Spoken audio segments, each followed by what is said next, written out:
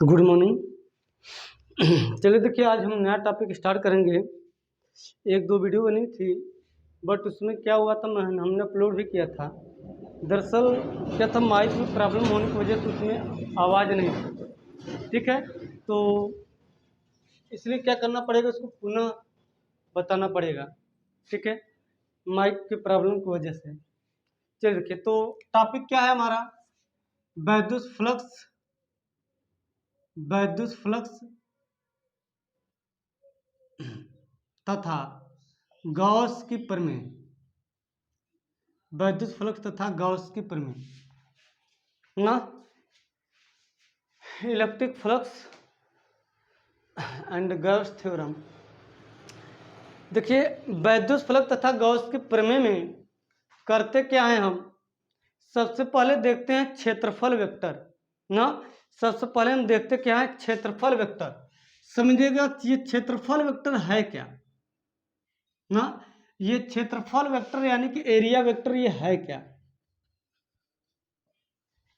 ना। काफ़ी important topic है, ध्यान देना ना। आज का जो भी लेक्चर होगा इस चैप्टर के लिए सबसे इम्पोर्टेंट होगा, बात समझना। उसके बाद इस चैप्टर में जो भी कॉन्सेप्ट आपको पढ़ाए जाएंगे वो आसान लगेंगे यदि आप आज जो भी लेक्चर में जो भी चीज़ें पढ़ाई जाएंगी अगर आप इसको अच्छे से समझे रहेंगे तो। नहीं तो इस चैप्टर में समस्या तो आनी तय है, बात समझना। तो क्या है क्षेत्रफल वेक्टर यानी कि एरिया वेक्टर है क्या, इसको हम एरिया वेक्टर यानी कि एरिया अगर कोई वेक्टर यानी कि क्षेत्रफल जो है कोई सदिश राशि नहीं है तो यहाँ पर क्षेत्रफल वेक्टर लिखा क्यों गया ना। और पहली बात, आज तक हमने क्षेत्रफल को एक अदिश राशि मानकर चला है, तो यहाँ पर क्षेत्रफल वेक्टर क्यों कहा गया, तो सारी चीज़ें हम समझने वाली हैं, ध्यान देना। तो देखिए, क्षेत्रफल वेक्टर अगर हम डिफिनेशन की अगर हम बात करें तो हम कह सकते हैं किसी भी पृष्ठ के लंबवत ना, किसी भी पृष्ठ के लंबवत ऐसा सदिश किसी भी पृष्ठ के लंबवत ऐसा सदिश जिसका परिमाण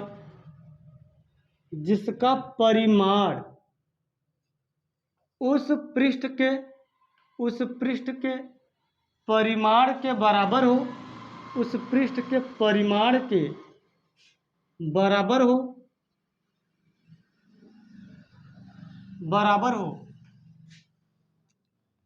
तथा उस पृष्ठ के लंबवत हो ना, लंबवत हो, क्षेत्रफल सदिश कहलाता है, क्षेत्रफल सदिश कहलाता है ना। यही क्षेत्रफल सदिश है। अभी हम पूरी तरह से आपको एक्सप्लेन करेंगे ना, विधिवत ये डिफिनीशन है ना, डिफिनीशन बताना जरूरी है ना, ताकि आपको समझ में आए क्या है, फिर इसको तो हम समझाते हैं। चलिए, किसी भी पृष्ठ के कोई भी पृष्ठ आप ले लो ना, किसी भी पृष्ठ के लंबवत ऐसा सदिश यानी कि किसी भी पृष्ठ के लंबवत ऐसा सदिश जिसका परिमाण उस पृष्ठ के परिमाण के बराबर हो ना, तथा उस पृष्ठ के लंबवत हो, क्षेत्रफल सदिश कहलाता है। मतलब हम कोई पृष्ठ लेते हैं, हम कोई भी पृष्ठ ले लेते हैं, कोई भी वस्तु ले लेते हैं, उस पृष्ठ के लंबवत हम एक वेक्टर क्या करते, खींचते हैं ना। जैसे मान लीजिए हमने यहाँ पर एक पृष्ठ ले लिया ना, हमने कोई वस्तु ले लिया, आयताकार ले लिया ना, इस वस्तु के लंबवत हमने एक वेक्टर डिफाइन कर दिया ए, इसके लंबवत हमने एक वेक्टर डिफाइन कर दिया ए ना। अच्छा, इस वेक्टर का या इस पृष्ठ का परिमाण अगर ए है, समझिएगा, इस पृष्ठ का परिमाण ए है, मतलब ये जो हमने इस पृष्ठ को लिया है ना, जो हमने एक वस्तु लिया है जिसकी एरिया कितनी होगी, ए होगी ना। अगर इसकी एरिया ए है तो इसके लंबवत जो हमने वेक्टर बनाया है इसकी भी एरिया क्या हो, ए हो इसकी भी एरिया क्या हो, ए हो। समझिएगा, अगर हमने कोई वस्तु लिया है, आयताकार लिया या वृत्ताकार लिया या जो भी कार लिया है, बात समझने, तो उसका जो भी एरिया होगा ना, उसकी एरिया के बराबर जो मैंने वेक्टर बनाया है ना, जो मैंने वेक्टर इसके लंबवत खींचा है, अगर इस वेक्टर का परिमाण भी ए हो और यह वेक्टर इसके लंबवत हो, तो इसको हम क्या कहेंगे, इसका क्षेत्रफल वेक्टर कहेंगे। बात समझ, इसका हम क्या कहेंगे, क्षेत्रफल वेक्टर कहेंगे, जो मैंने इसके लंबवत खींचा है। बात समझ, तो वही मैंने लिखा है, किसी भी पृष्ठ के लंबवत ऐसा सदिश जिसका परिमाण उस पृष्ठ के परिमाण के बराबर हो तथा उस पृष्ठ के लंबवत हो, क्षेत्रफल सदिश कहलाता है। समझ में आया ना? होप आपको अच्छे से ये समझ में आया होगा। बात समझने, चलिए अगर फिर भी नहीं समझ में आ रहा है तो आगे हम एक और एग्जाम्पल लेने वाला हूँ, आपको बेहतर ढंग से समझ में आ जाएगा। ठीक है, आगे हम एक एग्जाम्पल और लेने वाले हैं, आपको बेहतर ढंग से समझ में आ गया। उम्मीद है कि यहीं समझ में आ गया होगा ना, उम्मीद यह है कि यहीं आपको समझ में आ गया होगा। अगर फिर भी किसी को नहीं समझ में आया है तो आइए यहाँ पर आगे आपको और अच्छे समझ में आ जाएगा। ठीक है, चलिए तो क्षेत्रफल वेक्टर की डिफिनीशन आप पहले इसको देख लो, समझ लो, फिर एग्जाम्पल जो मैंने आपको देने वाला हूँ वो भी आपको अच्छे समझ में आ जाएगा ना। क्षेत्रफल वेक्टर नहीं दिक्कत करेगा। ठीक है, हमने बहुत इसको आसानी से समझाने का प्रयास किया है। चलिए देखिए, अगर मान लो हम जैसे कि हम आइए आई कैप जे कैप और कै कैप का उदाहरण, आई कैप जे कैप के कैप से लेकर हम समझाते हैं। जैसे आप कार्तीय तल में आप देखेंगे कि ये जो मैंने ऐसे खींचता हूँ यक्ष अक्ष ना, तो यक्ष अक्ष पर जो एकांक सदिश होता है ना, उसको हम आई कैप लेते हैं, बराबर। अगर हम यक्ष अक्ष पर एकांक सदिश की बात करें तो हम आई कैप लेते हैं ना। अच्छा, वाई अक्ष पर अगर हम एकांक सदिश की बात करें तो क्या लेते हैं, जे कैप लेते हैं ना। और ऐसे जो हम लेते हैं न, सॉरी जेड, तो जेड अक्ष का जो एकांक सदिश होता है वो के कैप होता है ना।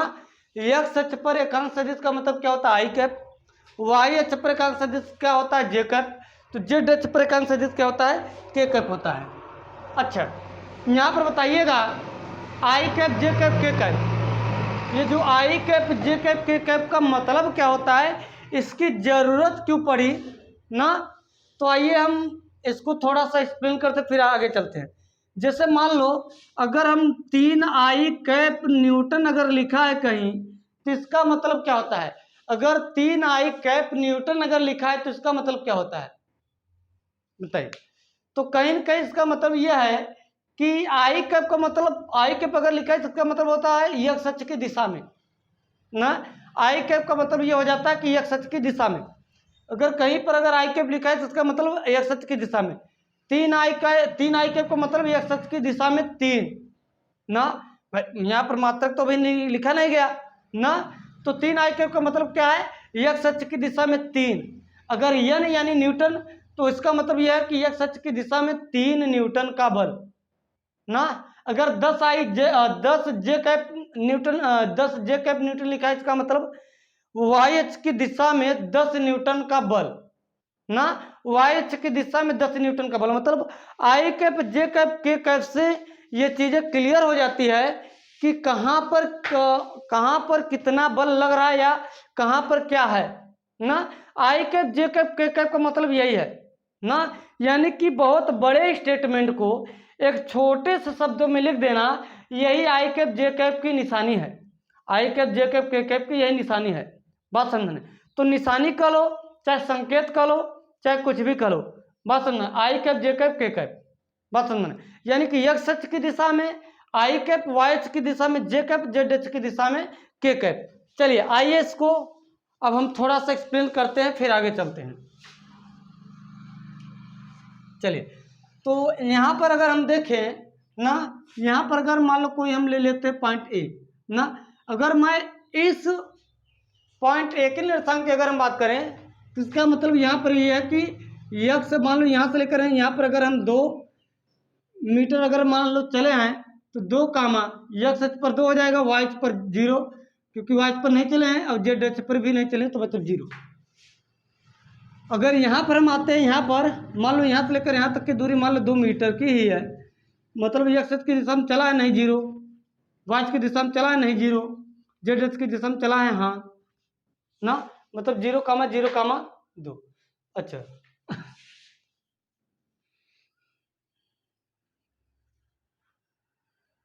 चलिए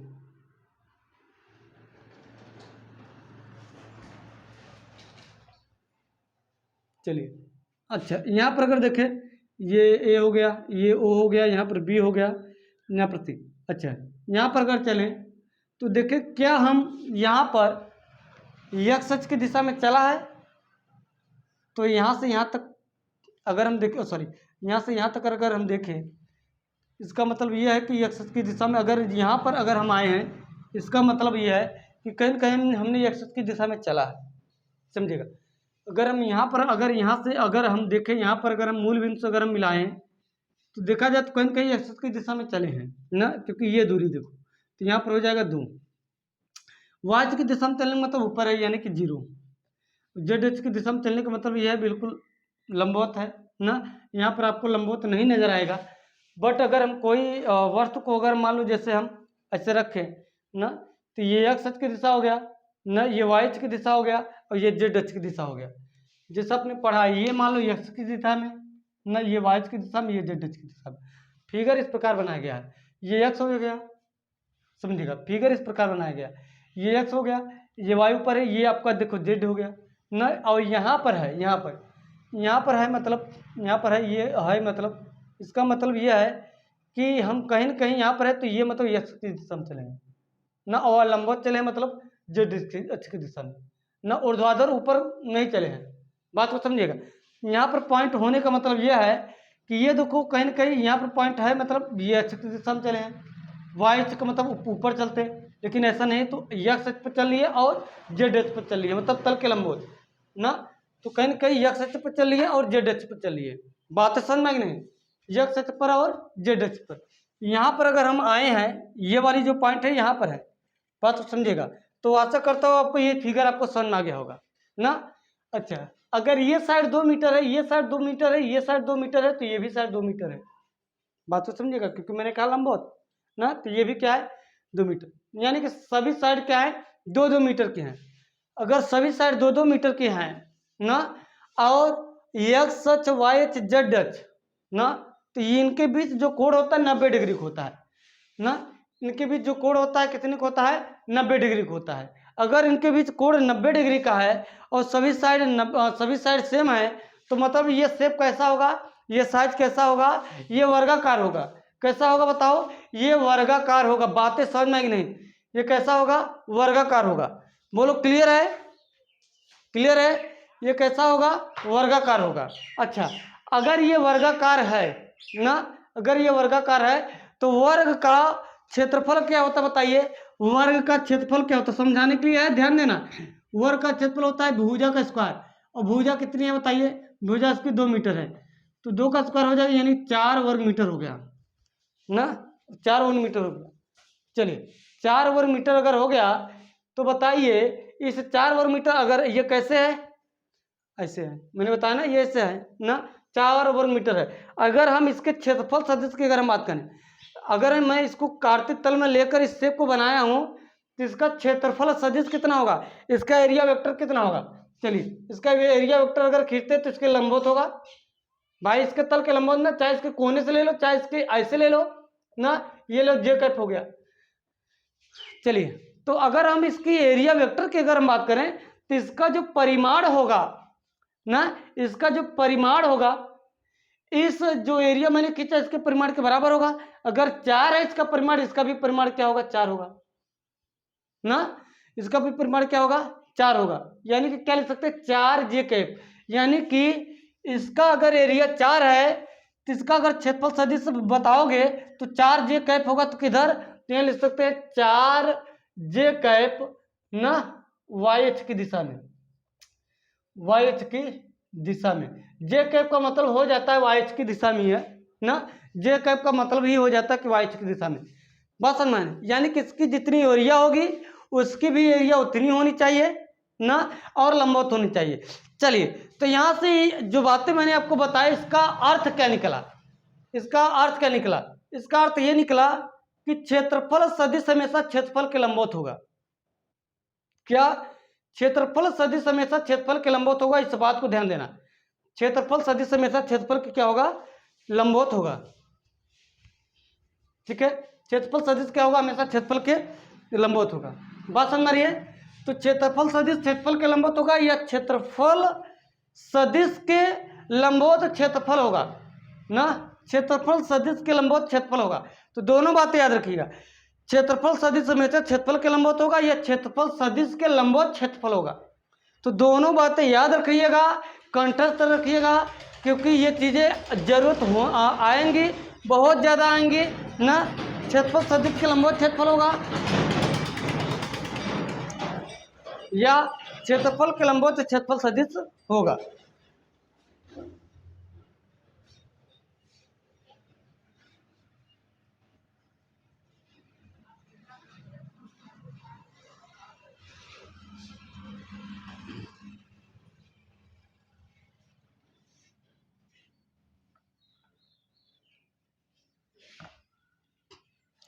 चलिए, एरिया वेक्टर क्लियर हुआ ना, अच्छा समझ आ गया। अब चलिए, अब आइए हम घनकोण के देखते हैं, सॉलिड एंगल ना। घनकोण क्या है? घनकोण क्या है? इसको अंग्रेजी में बोलते हैं सॉलिड एंगल। चलिए, घनकोण क्या है ना, आइए घनकोण को भी अच्छे से क्लियर करना है ना। चलिए, तो घनकोण किससे कहते किससे हैं? अगर हम डिफिनीशन की अगर बात करें तो हम कह सकते हैं कि समतल पृष्ठ द्वारा न किसी बिंदु पर, समतल पृष्ठ द्वारा किसी बिंदु पर अंतरित कोण को न, अंतरित कोण को घनकोण कहते हैं ना, घनकोण कहते हैं। ये घनकोण का कॉन्सेप्ट अभी सब क्लियर होगा। ठीक है, अभी सब क्लियर होगा, ध्यान देना। तो समतल पृष्ठ द्वारा किसी बिंदु पर अंतरित कोण को हम क्या कहते हैं? घनकोण कहते हैं। अगर हम किसी प्लेन द्वारा किसी बिंदु पर अगर हम कोण अगर बना रहे हैं न, किसी प्लेन द्वारा, अगर किसी प्लेन द्वारा बना हुआ, तो पूरे प्लेन का पूरी देखा जाए तो एंगल बनना चाहिए ना। तो पूरे प्लेन का किसी बिंदु पर अगर एंगल बनना चाहिए, तो वो अगर बनेगा तो क्या कहलाएगा? घनकोण कहलाएगा। अच्छा, तो घनकोण को समझने से पहले हम कोण को समझ लेते हैं। अगर हम कोण की अगर बात करें, तो कोण जो होता है ना, तो किसी रेखा द्वारा, ध्यान देना, किसी रेखा द्वारा किसी बिंदु पर अंतरित कोण को हम क्या कहते हैं? कोण कहते हैं, ध्यान देना। तो ये एक रेखा है, मान लो इसकी लंबाई l है ना। चलिए, रेखा किससे कहते हैं? ध्यान देना, किसी की अगर किसी की, यानी रेखा मतलब उसकी मोटाई नहीं होनी चाहिए, उसकी मोटाई बिल्कुल न के बराबर होनी चाहिए ना। अगर हम देखो, अगर हम इसको रेखा नहीं कर सकते, क्योंकि इसकी मोटाई कुछ न कुछ है ना, इसकी मोटाई कुछ न कुछ है ना। इसमें मोटाई मान लो ये इसकी मोटाई हो जाएगी कुछ न कुछ 1 सेंटीमीटर कुछ न कुछ होगा ना, यानी कि इसको हम रेखा नहीं कर सकते ना। इसकी लंबाई कुछ न कुछ है, कुछ कुछ मोटाई भी है, इसको हम रेखा नहीं कर सकते। रेखा मतलब जिसकी मोटाई न हो, लंबाई हो लेकिन जिसकी मोटाई न हो ना, जिसकी चौड़ाई न हो ना। तो ये मान लेते हैं, ये जो हमने ये लेंथ खींचा है ना, इसकी मोटाई नहीं है, तो इसके द्वारा यहाँ पर जो कोण बनेगा ना, इसको हम क्या कहेंगे? कोण कहेंगे। मान लेते हैं ये कोण थीटा है ना। तो किसी रेखा द्वारा किसी बिंदु पर अंतरित कोण को हम कोण बोलेंगे ना। तो यहाँ पर देख सकते हैं इसकी लंबाई है। अच्छा, तो यहाँ से देखो, ये हमने मिलाया, ये हमने मिलाया। अगर यहाँ पर अगर हम इसको आगे बढ़ाते जाएंगे, तो यहाँ पर एक चाप नुमा बनता चला जा रहा है, देख सकते हैं, एक चाप के अकॉर्डिंग टू बनता चला जा रहा है ना। यानी कि अगर किसी रेखा द्वारा किसी बिंदु पर जो कोण अंतरित कर रहा है ना, किसी रेखा द्वारा किसी बिंदु पर जो कोण अंतरित कर रहा है, तो वो तो हमारा कोण है ना। अच्छा, इसी को अगर हम आगे बढ़ाते चले जाते हैं, तो यहाँ पर देख सकते हैं इसका चाप बढ़ता चला जा रहा है ना, इसका चाप बढ़ता चला जा रहा है। अगर यहाँ पर इसका चाप बढ़ रहा है, तो आप देख सकते हैं ये कोण का क्या है? ये कोण का उदाहरण है, या कोण को समझने का ये तरीका है ना। क्योंकि अगर आप कोण को नहीं समझ रहेगा, तो घनकोण में वो डिफरेंसता आपको नहीं नजर आएगी कि यार ये कोण है कि वो कोण है ना, वो आपको डिफरेंस वो नहीं नजर आएगा। बात समझना नहीं, तो उम्मीद है ये आपको कोण समझ में आ गया होगा ना। ये कोण आपको क्लियर हो गया होगा। चलिए, तो अभी हमने बताया आपको किसी समतल द्वारा किसी बिंदु पर अंतरित कोण को हम क्या कहते हैं, घनकोण कहते हैं, किसी समतल द्वारा। तो चलो आइए हम देखते हैं ये समतल क्या है।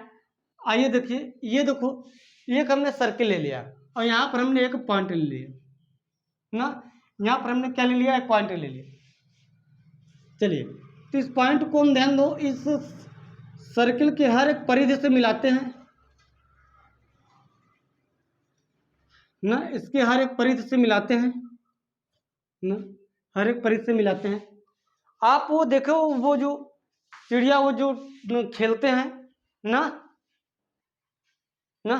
टेनिस बॉल वो जो होता है, तो देखे होंगे कि एक यहाँ पर ऐसे रहता है ना, और यहाँ पर देखो ऐसे ऐसे ऐसे ऐसे ऐसे ऐसे बना रहता है, इस प्रकार बना रहता है ना, इस प्रकार यहाँ पर देखेंगे तो बना रहता है।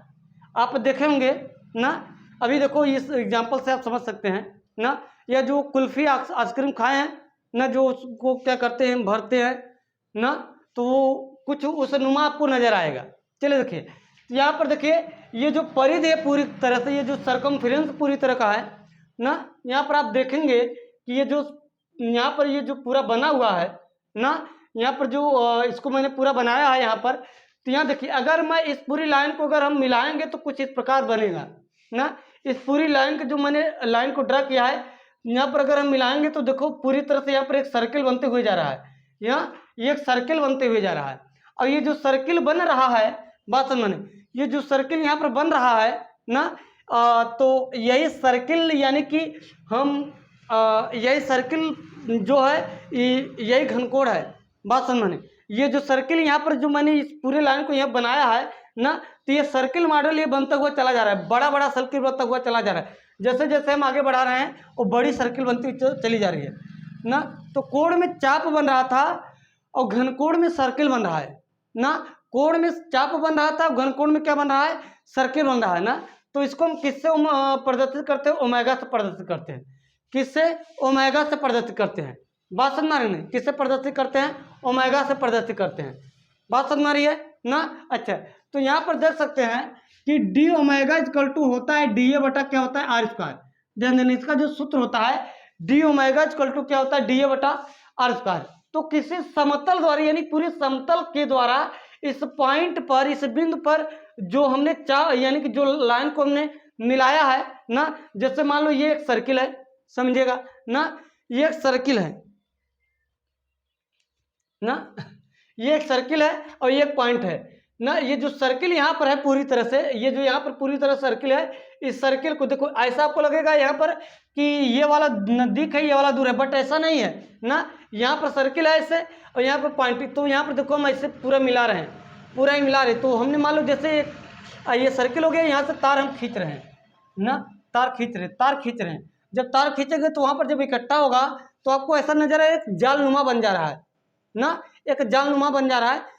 जो आप वो जो चिड़िया वाली जो हमने बताया ना कि ऐसे एक पॉइंट हो गया ना, यहाँ पर देखिए, यहाँ पर ऐसे ऐसे ऐसे ऐसे ना, देखोगे ऐसे ऐसे बुना रहता है ना, ऐसे बुना रहता है ना। तो देखे होंगे ना, ऐसे बुना रहता है, वो चिड़िया वाली जो टेनिस से खेलते हैं ना, कुछ इस प्रकार आपको नजर आएगा ना। तो उसके बीच में ये जो स्पेस जो सर्किल की तरह बनता है ना, गोला गोला ऐसे बनते हुए चला जाएगा ना, तो वो आपका क्या कहलाएगा, वही आपका क्या कहलाएगा, घनकोण कहलाएगा ना, वही आपका क्या कहलाएगा, घनकोण कहलाएगा। बात समझ रहे हैं। तो डी ओमेगा इक्वल टू क्या आ जाएगा, डी ए बटा आर स्क्वायर। बात समझ रही है ना। अच्छा, अगर हम ध्यान दो, ये तो मान लो अगर हम किसी सर्किल के बिल्कुल सेंटर पर हमने इसको रखा है, अगर मान लो हम सेंटर पर ना रखकर, समझेगा, अगर जरूरी थोड़ी ना कि वो सेंटर पे ही बराबर होगा हर बार, सेंटर पर ना होकर कुछ इस प्रकार अगर मान लो है, कुछ इस प्रकार मान लो ऐसे, अगर थोड़ा तिरछे पर है ना, तब क्या होगा, अगर थोड़ा तिरछे पर है तब क्या होगा ना, यहाँ पर जैसे मान लो हम तिरछे पर रख दिए ना, और यहाँ पर ऐसे ऐसे मिलाते हैं ना, ऐसे मिलाते हैं, यानी उस सर्किल को जो भी मैंने बनाया था, उस सर्किल को अगर हम काट दें तो थोड़ा कुछ तिरछे पर आ जाएगा ना। और जब तिरछे पर आ जाएगा, समझिएगा, जब तिरछे पर आ जाएगा तो कहीं ना कहीं देखा जाए, कहीं ना कहीं ऐसे बनेगा ना, तिरछे पा जाएगा, थोड़ा तिरछा बनते हुए जाएगा। और यहाँ पर अगर हम इसके सेंटर से अगर हम क्षेत्रफल वेक्टर खींचे, इसकी एरिया अगर ए है तो इसका क्षेत्रफल वेक्टर क्या आ जाएगा, मान लो डी आ जाएगा ना। अगर हम इसके लाइन को अगर ऐसे मिलाएं तो ये हमारा त्रिज्य सदिश रेडियल वेक्टर कहलाएगा ना। त्रिज्य सदिश यानी कि रेडियल वेक्टर कहलाएगा। बातों को समझिएगा। अगर हम थोड़ा सा तिरछे पर अगर रखें ना, तो कहीं न कहीं इस सर्किल की जो एरिया होगी ये डी होगी। इस सर्किल की जो एरिया होगी ना, और कहीं न कहीं जो क्षेत्रफल वेक्टर यानी कि ए इधर होगा वेक्टर ए। अगर इसकी टोटल एरिया अगर ए है तो क्षेत्रफल वेक्टर ए कहलाएगा। मैंने बताया था ना, क्या कहा था कि अगर इसकी एरिया ए है तो क्षेत्रफल यानी एरिया वेक्टर क्या होगा, वेक्टर ए कहलाएगा, क्योंकि इस एरिया के लंबवत वेक्टर ए होगा ना। इस एरिया के लंबवत वेक्टर ए होगा। बात को समझेगा। अच्छा, इसका जो सूत्र प्राय लिखा जाता है ना, वो D omega equal to D A cos theta बटा क्या लिखा जाता है, आर स्क्वायर लिखा जाता है ना। रियल में जो फार्मूला की अगर बात करें तो डी ओमेगा इक्वल टू क्या लिखा जाएगा, डी ए कास थीटा बटा आर स्क्वायर लिखा जाएगा। क्या लिखा जाएगा, डी ए कास थीटा बटा आर स्क्वायर ना। अच्छा, ये सूत्र D omega equal to book में डी ए कास थीटा बटा आर स्क्वायर ही क्यों लिखा जाता है ना। इसी बात को समझाने के लिए यहाँ पर हमने ये लिया एग्जाम्पल। बात समझ में। अच्छा, तो ये क्या कहलाएगा, आपका वेक्टर कहलाएगा। अगर हम एक छोटा सा अवयव अगर लघु अवयव डी अगर हम ले, बात को समझिएगा। अगर हम एक छोटा सा अवयव लघु अवयव डी ले, अच्छा थोड़ा सा इसको हम एग्जाम्पल को थोड़ा सा लेते हैं, 1 मिनट इसको थोड़ा सा मिटाते, क्योंकि आपको डी थोड़ा सा कंफ्यूज करेगा। ठीक है, हम एक एग्जाम्पल लेते हैं, उसके बाद इस पर आते हैं। ठीक है, चलिए देखिए, जैसे अगर हम बात करें ना, जैसे यहाँ पर समझिएगा,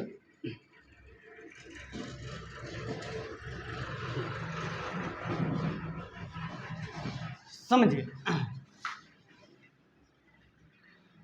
अगर हम इसको थोड़ा सा अगर हम तिरछे पर अगर लेते हैं ना, तिरछे पर लेते हैं, इसके बीच से अगर लेंगे तो ये जो सर्किल रहेगा उससे सभी दूरी क्या हो जाएंगी, बराबर हो जाएंगी। बराबर। अगर हम थोड़ा सा जैसे सर्किल कोई ले ले, उसके बीच में अगर ले ले, तो हर एक परिधि से जो इसकी पॉइंट की जो दूरी होगी वो सेम होगी। लेकिन थोड़ा तिरछे पे ले लेंगे तो ये दूरी कहीं न कहीं, ये जो दूरी होगी वो कहीं न कहीं दूरी क्या होगी बताओ, इसके नज़दीक होगी ना। और ये दूरी क्या होगी, दूर होगी। ये वाली दूरी और दूर होगी, ये वाली दूरी क्या होगी, बहुत दूर होगी। होगी कि नहीं होगी ना। अगर ये दूरी कम होगी और ये दूरी अधिक होगी ना, तो कहीं न कहीं यहाँ पर आप समझ सकते हैं ना, कहीं न कहीं यहाँ पर आप समझ सकते हैं कि इसका जो घनकोण होगा वो बदल जाएगा। इसका जो घनकोण होगा ना, वो डी ओमेगा यानी जो घनकोण यानी कि ओमेगा इक्वल टू जो सूत्र है ए बटा आर स्क्वायर ना, वो बदल जाएगा। बात समझ में। यानी कि ये दूर है, ये नज़दीक है, यानी कि ये दूरियां बदले ना, समझेगा, ये दूरियां बदले ना।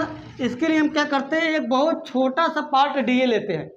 बात को समझिएगा, हम इसका बहुत छोटा सा पार्ट क्या लेते हैं, डी ए लेते हैं ना, क्योंकि डी ए जो बहुत छोटा सा पार्ट डी होगा ना, वो जो बहुत छोटा सा पार्ट डी होगा उससे तो बदलेगा नहीं घनकोण। बात समझ नहीं, क्योंकि अगर हम बहुत बड़ा निकालेंगे ना, अगर तिरछे पर अगर मैं पॉइंट लिया हूँ, समझेगा, अगर तिरछे पर मैं पॉइंट लिया हूँ, अगर हम देखा जाए तो बहुत बड़ा एरिया अगर हम लेते हैं ना, तो बहुत बड़े एरिया लेने पर ये दूरी ज़्यादा हो जाएगी, ये दूरी और ज़्यादा हो जाएगी, ये दूरी बहुत नज़दीक हो जाएगी ना। इस स्थिति में जो घनकोण होगा हमारा वो क्या हो जाएगा, वो नियत नहीं रह जाएगा ना। जो हमारा घनकोण हो जाएगा वो नियत नहीं रह जाएगा। अगर बहुत छोटा सा अवयव, अगर हम बहुत छोटा सा अवयव लघु अवयव अगर हम डी ए लेते हैं ना, तो इस स्थिति में क्या होगा, इस पॉइंट को हम जो मिला रहे हैं ना, उसके बीच जो लाइन मैंने खींचा है उनके बीच के जो डिस्टेंस यानी रेडियल वेक्टर जो होगा ना, यानी कि जो आर होगा, क्योंकि कहीं न कहीं सूत्र में अगर देखो तो आर हमारा क्या हो जाएगा, परिवर्तित होगा, तो कहीं न कहीं डी ए का थीटा बटा आर स्क्वायर के कारण हमारा घनकोण बनेगा, क्योंकि डी ए का थीटा बटा आर स्क्वायर क्योंकि पूरे के कारण हमारा घनकोण है। और जब पूरे के कारण हमारा घनकोण है तो आर बदलने के कारण घनकोण बदल जाएगा ना। आर बदलने का घनकोण बदल जाएगा। हमारा आर न बदले इसके लिए हम बहुत छोटा सा पार्ट अगर डीए लेंगे तो उस स्थिति में घनकोण हमारा नहीं बदलने वाला है। बात समझ में, उस स्थिति में हमारा घनकोण नहीं बदलने वाला है। बात समझ में नहीं ना, तो उस स्थिति में घनकोण हमारा नहीं बदलेगा, तो इसीलिए हम क्या करते हैं, बहुत छोटा सा अवयव हम लेकर चलते हैं। इस स्थिति में क्या लेकर चलते हैं, बहुत छोटा सा अवयव हम लेकर चलते हैं। बात समझ में आ रही नहीं यहाँ पर ना, अभी आगे समझ में आएगा। अभी हम पूरा जब इस घनकोण के कॉन्सेप्ट को पूरा एक्सप्लेन कर लेंगे तो आपको अच्छे से ये पूरी चीज़ें क्लियर हो जाएंगी। तो आशा करता हूँ इतना समझ में आया होगा। बात समझ में आएगी।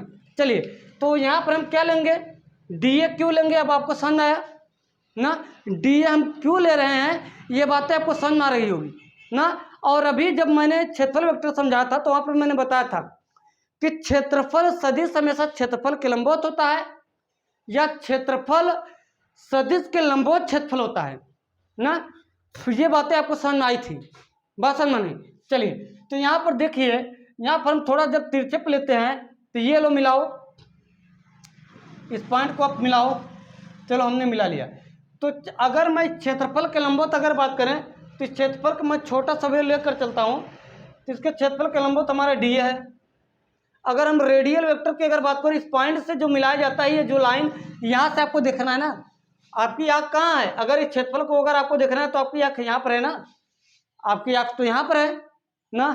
अच्छा, अगर यहाँ से हम अगर क्षेत्रफल यानी त्रिज्य सदिश की अगर हम बात करें तो त्रिज्य सदिश हमारा देखा जाए रेडियल वेक्टर इसके लंबवत होगा ना। अगर हम रेडियल वेक्टर से अगर हम कोण अगर हम बनाए तो हमारा थीटा होगा ना। क्या होगा, थीटा होगा। चलिए चलिए, तो कहीं ना कहीं देखा जाए तो यहाँ से ये जो आपका यहाँ पर खींचा है, ये जो मैंने यहाँ पर लिया है, एरिया लिया है, तो यहाँ से बिल्कुल अगर देखा जाए तो थोड़ा तिरछे पर है। अगर तिरछे पर है तो ये देखो हमने डीए बना लिया ना। तो कहीं ना कहीं जो थीटा है इस डीए से अगर हम घटक अगर करें तो ये हमारा डीए का थीटा आएगा। क्या आएगा, डीए का थीटा। अगर हम इस डीए का अगर घटक करें तो ये हमारा क्या आएगा, डीए का थीटा आएगा। और ये वाला देखिए तो ये हमारा आ जाएगा डीए साइन थीटा आ जाएगा ना। अच्छा, इसका अगर क्षेत्रफल सदिश की बात करें तो डीए है, तो डीए के लंबवत ये क्षेत्रफल ये क्षेत्रफल है ना। क्षेत्रफल सदिश के लंबवत ये वाला जो हमारा ए है ना, ये वाला जो हमारा ए है इसके बिल्कुल लंबवत है ना। या कह सकते हैं इस एरिया के लंबवत हमारा ये है क्षेत्रफल सदिश, इस एरिया के लंबवत ही हमारा क्षेत्रफल सदिश है ना। अच्छा, तो इसका हमने जो घटक किया, एक डीए cos थीटा आया, एक डीए sin थीटा है ना। इसका जो मैंने घटक किया, ये डीए cos थीटा आया, ये डीए sin थीटा आया ना।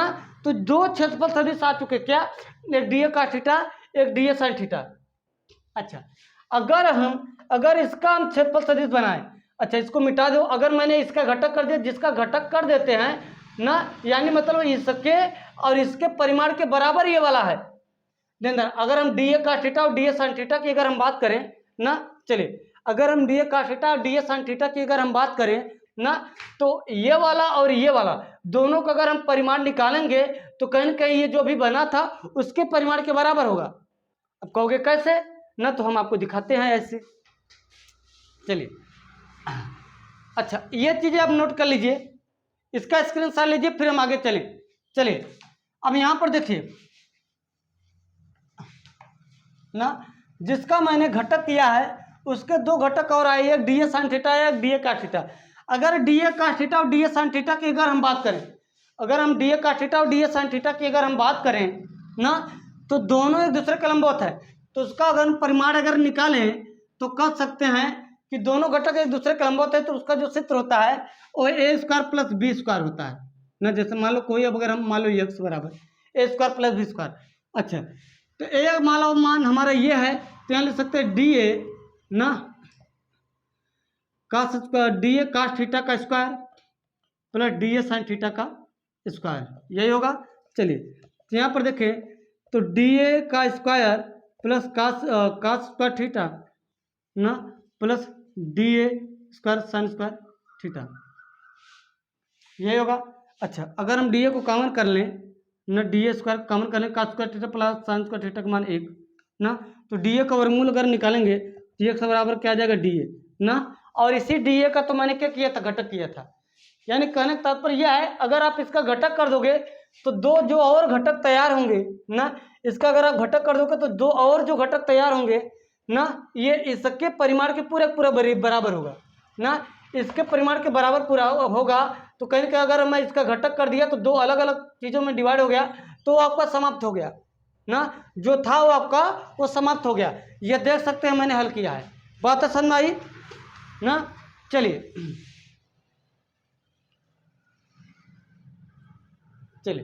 तो यहाँ पर देखिए दो और क्षेत्रफल सदिश बन गए। तो इसका अगर देखा जाए ना, अच्छा अब इसको बना देते हैं थोड़ा समझाने के लिए ना। इसका जो पॉइंट था यहाँ पर ये वाला था, चलिए यहाँ पर था ये ना।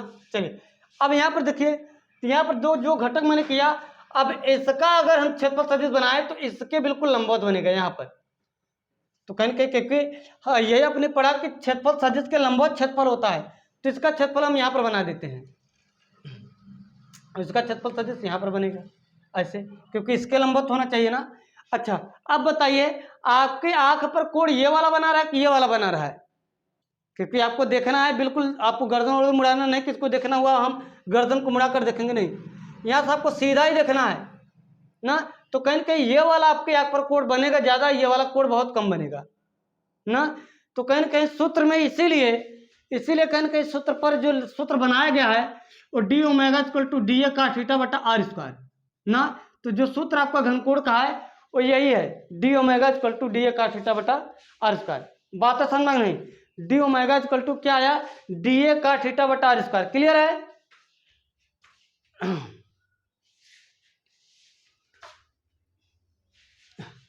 चलो देखो इसको मिटाया जाए। अच्छा अब मान लो हम किसी गोले की अगर हम बात कर रहे हैं ना, किसी गोले के सेंटर पर, जैसे मान लो हम किसी गोले के अंदर अगर हम बढ़ जाएं, बहुत बड़े गोले के अंदर अगर बढ़ जाए, तो कहीं उस गोले को देखने के लिए ना, कहीं उस गोले को देखने के लिए हमें चारों तरफ क्या करता है, चारों तरफ गर्दन घुमा कर देख सकते हैं, और सभी गोला हमारी ही यानी इसका मतलब सभी गोला की जो परिध होगी ना वो हम ही को देख रही है ना, ऐसा नजर आएगा। तो कहीं किसी गोले के लिए अगर हम घनकोण निकालें ना, किसी गोले की अगर हम बात करें घनकोण निकालने के लिए किसी गोले के लिए ना, तो उसका पूरा पूरा घनकोण निकालने के लिए हमें क्या करना पड़ेगा, समाकलन करना पड़ेगा। तो integration D omega equal to ना डी ए cos थीटा बटा क्या हो जाएगा, आर स्क्वायर। क्या आ जाएगा, डी ए cos थीटा बटा क्या आ जाएगा, आर स्क्वायर आ जाएगा ना। अच्छा मान लो हम किसी गोले के अंदर ही बैठे, मान लो ये गोला ही है ना, तो कहीं इसका जो क्षेत्र, मान लो इसका त्रिज्य वेक्टर, मान लो वेक्टर आर है ना, और इसी डायरेक्शन में डी ए भी है मान लो इसी के लंबवत ना। तो कोण कितना बन जाएगा थीटा बराबर 0, तो का 0 का मान 1, तो integration D omega equal to D A बटा क्या आ जाएगा, आर स्क्वायर इंटीग्रेशन ना। अच्छा तो क्या हो जाएगा, देखिए इसका इंटीग्रेशन अगर करेंगे, आर हमारा क्या रहेगा, नियत रहेगा किसी गोले के लिए, किसी गोले के लिए जो आर रहेगा वो नियत रहेगा, बदलेगा थोड़ी ना। चलिए तो इसका इंटीग्रेशन करेंगे, ओमेगा आ जाएगा, आर बाहर हो जाएगा, आर स्क्वायर 1/r स्क्वायर क्या हो जाएगा, बाहर हो जाएगा। तो डी ए का इंटीग्रेशन क्या आ जाएगा, ए आ जाएगा, क्योंकि ये नियत है तो बाहर किया, इसका इंटीग्रेशन क्या आ जाएगा, ए आ जाएगा। और किसी गोले के लिए जो ए यानी कि जो उसका पृष्ठीय क्षेत्रफल होता है वो क्या होता है, 4πr² होता है, क्योंकि इसका आर स्क्वायर बाहर करेंगे, डी ए का इंटीग्रेशन ए आएगा, और ए बराबर 4πr² होता है, तो आर स्क्वायर कट जाएगा, ओमेगा इक्वल टू क्या आ जाएगा, 4π। यानी किसी गोले के सेंटर पर जो घनकोण बनेगा वो 4π के बराबर होगा। किसी गोले के सेंटर पर जो घनकोण बनेगा वो कितना बनेगा, 4π के क्या होगा, बराबर बनेगा। बात समझ में आ रही है, कितना बनाएगा, 4π के बराबर बनेगा। चीज़ें समझ में आई। आज के लेक्चर को एक बार दो बार आप देख लेंगे, आपको अच्छे से क्लियर हो जाएगा। कल से हम स्टार्ट करेंगे वैद्युत फ्लक्स ना। आशा करता हूँ आपको अच्छे समझ में आया होगा ना। फिर मिलेंगे हम इसी टाइम पर, कल मिलेंगे।